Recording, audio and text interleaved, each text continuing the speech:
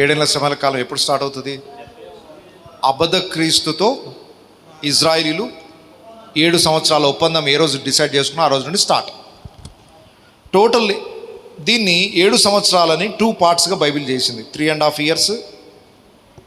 Second దీన్ని అర్ధవారం అని పిలుస్తారు. మొదటి అర్ధవారము, రెండవ అర్ధవారం.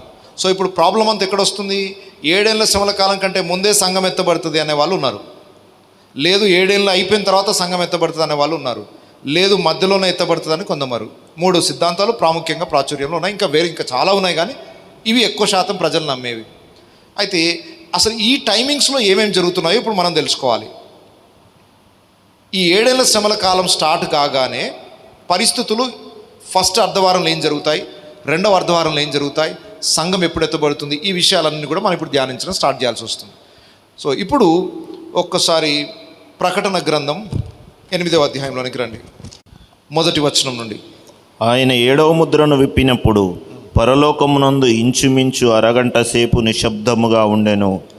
అంతటా నేను దేవుని ఎదుట నిలుచు 7 దూతలను చూచి తిని వారికి 7 బూరలు ఇయ్యబడెను. మరియు మనము 6వ అధ్యాయములో ఎన్ని ముద్రల వివరణ విన్నాం? టోటల్ ఎన్ని ముద్రలు అవి? 7 ముద్రలు. రైట్. ఇప్పుడు 6 ముద్రలు అయిపోగానే 7వ ముద్ర స్టార్ట్ కావాలి కదా. కానీ 7వ ముద్ర చెప్పకుండా 7వ అధ్యాయంలో వేరే స్టోరీ ఏదో చెప్పాడు. మధ్యలో బ్రేక్ వచ్చింది స్టోరీకి. 6వ అధ్యాయంలో 6 ముద్రల నెరవేర్పు గురించి చెప్పి వెంటనే 7వ ముద్ర గురించి చెప్పలేదు. మధ్యలో వేరే సందర్భం వచ్చింది. ఆ సందర్భం చెప్పిన తర్వాత 7వ ముద్ర ఓపెన్ అయింది. అయితే చాలామంది ఇక్కడే పొరపాటు పడతారు. ఏంటంటే 6వ ముద్ర నెరవేర్పు అయిపోయిన తర్వాత 7వ ముద్ర నెరవేర్పు స్టార్ట్ అవుతుంది అనుకుంటున్నారు. ఇక్కడ గమనించండి, 7వ ముద్ర ఏంటనంటే 6 ముద్రల యొక్క ఫైనల్ ముద్ర అన్నమాట. అది ఓపెన్ చేస్తే ఈ స్క్రోల్ అంతా ఓపెన్ అవుతుంది. 7వ ముద్ర ఓపెన్ చేయడం ద్వారా మొదటి ముద్ర నుండి జరగాల్సిన సంఘటన యొక్క పూర్తి వివరణ కనబడుతుంది. దీన్ని ఇంకా ఎట్లా ఎక్స్ప్లెయిన్ చేయాలి? ఇప్పుడు విషయ సూచిక ఉంటుంది. ఇప్పుడు బైబిల్ ఏదైనా బుక్ తీసుకోండి, ఫస్ట్ పేజ్ ఓపెన్ చేశాను. ఫస్ట్ పేజ్ ఓపెన్ చేసేసరికి ఆ బుక్ యొక్క టైటిల్ కనబడుతుంది లోపల. నెక్స్ట్ పేజ్ ఓపెన్ చేసేసరికి ప్రింటింగ్ ఎవరు చేశారు, రైటర్ ఎవరు అని ఉంది. దాని తర్వాత 3rd పేజ్ ఓపెన్ చేశాను, అక్కడ విషయ సూచిక ఉంది. 4th పేజ్ ఓపెన్ చేశాను, ఏముంటుంది అక్కడ? ఓకే, ముందు మాట అయిపోయింది, లన్న అయిపోయినాయి, విషయ సూచిక వచ్చింది. విషయ సూచిక తర్వాత ఒక పేజ్ వచ్చింది, అక్కడ నుండి ఏం స్టార్ట్ అవుతుంది? ఈ విషయ సూచికలో ఉన్నాయన్నీ అయిపోయిన తర్వాత జరిగిన విషయాలు రాయబడి ఉంటాయా? నో. ఈ విషయ సూచిక అయిపోగానే వచ్చే పేజ్లో విషయ సూచికలోని ఫస్ట్ పాయింట్ నుండి పూర్తి వివరాలు రాయబడతాయి. ఈ 7వ ముద్ర అంటే విషయ సూచిక అన్నమాట. 6 ముద్రల నెరవేర్పు అయిపోయిన తర్వాత జరిగే సంఘటనలు కాదు. 6 ముద్రలలో ఏమేమి జరగబోతుందో వాటి పూర్తి వివరణ తెలియజేయడానికి ఈ ముద్ర ఓపెన్ అవుతుంది. లాస్ట్ ఫైనల్ సీల్ అన్నమాట. 6 ముద్రలు అయిపోయినాయి, లాస్ట్ ముద్ర తెరవగానే సీల్ ఓపెన్ అయిపోయింది. ఆ ఓపెన్ అయిపోయినప్పుడు ఈ 6 ముద్రలను గురించిన డీటెయిల్డ్ ఎక్స్ప్లెనేషన్ మనకు స్టార్ట్ అవుతుంది. మళ్ళీ మొదటి ముద్ర నుండి ఏమేమి జరుగుతుందో డీటెయిల్స్ అన్ని ఇక్కడ రాయబడ్డాయి. ఓకే, ఇప్పుడు 7 దూతలు బూరలు పట్టుకొని నిలబడి ఉండుట చూచాను. 7 దూతల బూరలు ఊదుట అనే ప్రాసెస్ స్టార్ట్ అవుతుంది. ఒక్కొక్క దూత బూర ఊదుతున్నప్పుడు ఏమేమి జరుగుతాయో ఆ వివరాలు అక్కడ రాయబడ్డాయి. చాలా స్పష్టంగా అక్కడ రాయబడింది. మీరే చెప్పొచ్చు. ఇప్పుడు మొదటి బూర ఊదినప్పుడు ఏం జరుగుతుంది? భూమి మీద రక్తముతో మిళితమైన వడగండ్లు కురుస్తాయి. దాని ద్వారా భూమి మీద ఏం జరుగుతుంది? 3వ భాగం అంతా కాలిపోతుంది. స్పెషల్లీ చెట్లలో 3వ భాగం కాలిపోతుంది. అంటే భూమి మీద ఏమేం జరుగుతుంది? ఇప్పుడు ఆకాశం నుండి అగ్ని లాంటి వడగండ్లు గురించి 3వ వంతు కాలిపోయింది అనుకోండి, మీకు అర్థమైపోతుంది ఎన్నో బూర ఊదబడినట్టు. మొదటి బూర. రైట్. ఇక్కడ జరిగే సంఘటనలను బట్టి మనకు అర్థమైపోతుంది ఎన్నో బూర ఊదబడుతుంది అనేది. రెండో ఎగ్జాక్ట్గా దీనికి ఏం వివరణ అక్కర్లేదు, ఎలా చెప్పబడిందో అలాగే జరుగుతుందని నేను నమ్ముతున్నాను. 2వ దూత బూర ఊదినప్పుడు ఏంటి? 2వ దూత బూర ఊదినప్పుడు అగ్ని చేత మండుచున్న పెద్ద కొండ వంటిది ఒకటి సముద్రంలో పడవేయబడెను. అందువలన సముద్రంలో 3వ భాగము రక్తమాయను. సముద్రంలోని ప్రాణము గల జంతువులలో 3వ భాగము చచ్చెను. ఓడలలో 3వ భాగము నాశనమాయను. 2వ దూత బూర ఊదినప్పుడు సముద్రం మీద ఎఫెక్ట్ పడింది. ఒక పెద్ద బండరాయి సముద్రంలో పడబడింది. దాని ద్వారా ఏం జరిగింది? సముద్రం అంతా రక్తముగా మార్చబడుట. సముద్రంలోని ప్రాణులు, ఓడల్లో 3వ భాగము అంటే మొత్తం నాశనం కాదు, ఓన్లీ 3వ భాగం మాత్రమే నాశనం అవుతుంది. ఫస్ట్ దూత బూర ఊదినప్పుడు భూమి మీద పచ్చగడ్డి, భూమి మీద మనకున్న గ్రీనరీ అంత నాశనం అవుతుంది. 2వ దూత బూర ఊదినప్పుడు సముద్రము, దానిలో ఉన్న ప్రాణులు, ఓడలు అవి 3వ వంతు నాశనం చేయబడతాయి. 3వ దూత బూర ఊదినప్పుడు 3వ దూత బూర ఊదినప్పుడు ఆ. దివిటి వలె మండుచున్న ఒక పెద్ద నక్షత్రము ఆకాశం నుండి రాలి నదుల 3వ భాగం మీదను నీటి బుగ్గల మీదను పడెను.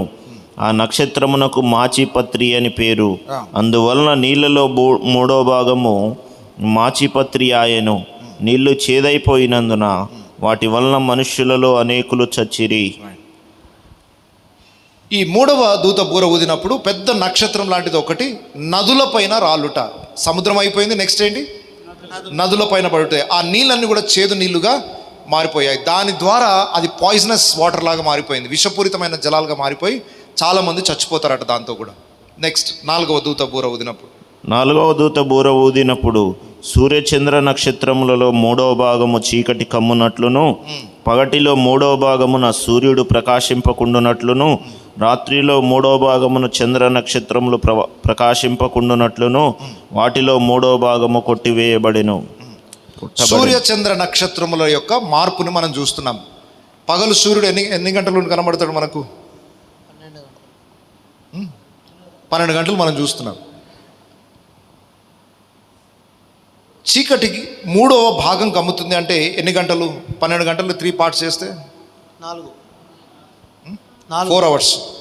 పగలే అందరూ చూస్తుండగానే 4 గంటలు చీకటి అయిపోతుంది. సూర్యుడు, చంద్రుడు, నక్షత్రాలు అక్కడ మళ్ళొకసారి 12వ వచనం చూడండి. 4వ దూత బూర ఊదినప్పుడు ఆ. సూర్యచంద్ర నక్షత్రములలో 3వ భాగము చీకటి కమ్మునట్లును ఆ, పగటిలో 3వ భాగమున ఆ. సూర్యుడు ప్రకాశింపకుండునట్లును రాత్రిలో 3వ భాగమున చంద్ర నక్షత్రములు ప్రకాశింపకుండునట్లును వాటిలో 3వ భాగము కొట్టబడెను. ఓకే, సో సూర్య చంద్ర నక్షత్రాల మీద ఎఫెక్ట్ పడుతుంది. అవి ప్రకాశించకుండా 3వ భాగం చీకటి కమ్ముకుంటాయి. అంటే పట్టపగలే మనుషులు ఇంచుమించు 3 గంటలు 4 గంటలు చీకటిని చూస్తారు. ఇలాంటి సంఘటన బైబిల్ ఇంతకుముందుకు ఎప్పుడైనా జరిగిందా? యేసుక్రీస్తు సిలువ వేయబడినప్పుడు.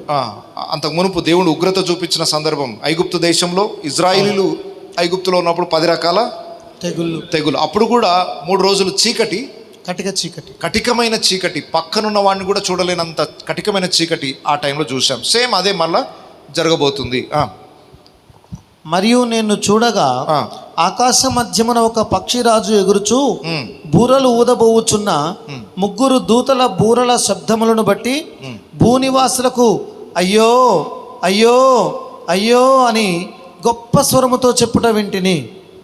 నెక్స్ట్ 5వ దూత బూర ఊదక మునుపు అది చాలా భయంకరమైన శ్రమతో పోల్చబడింది. ఇప్పటి వరకు 4 రకాల శ్రమలు చూసాము. 9వ అధ్యాయంకి వచ్చేసరికి 5వ దూత బూర ఊదడం స్టార్ట్ అవుతుంది. ఇప్పటివరకు ఎన్ని బూరల గురించి జ్ఞాపకం చేసుకున్నాం? 4. ఒకసారి రిపీట్ చేస్తారా? ఏ బూర ఊదినప్పుడు ఏం జరుగుతుంది? మొదటి దూత బూర ఊదినప్పుడు రక్తముతో మిళితమైన వడగండ్లు, అగ్ని కురుస్తుంది. దాని ద్వారా ఏం జరుగుతుంది? భూమిపైన 3వ భాగం నాశనం అవుతుంది. అంటే చెట్లు, గ్రీనరీ అంతా నాశనం అవుతుంది. 2వ దూత బూర ఊదినప్పుడు రైట్, భూమి, సముద్రము, నదులు, ఆకాశంలో సూర్యచంద్ర నక్షత్రం. 4 పాయింట్స్ గుర్తుపెట్టుకోండి, ఈజీ. ఫస్ట్ది ఏంటి? భూమిలో 3వ వంతు నాశనం అవుతుంది, సముద్రంలో 3వ వంతు, నదిలో 3వ వంతు, ఆకాశంలో సూర్యచంద్ర నక్షత్రాల్లో వెలుగు 3వ వంతు చీకటి కమ్ముకుంటుంది. ఈ 4 పాయింట్స్ గుర్తుపెట్టుకోండి.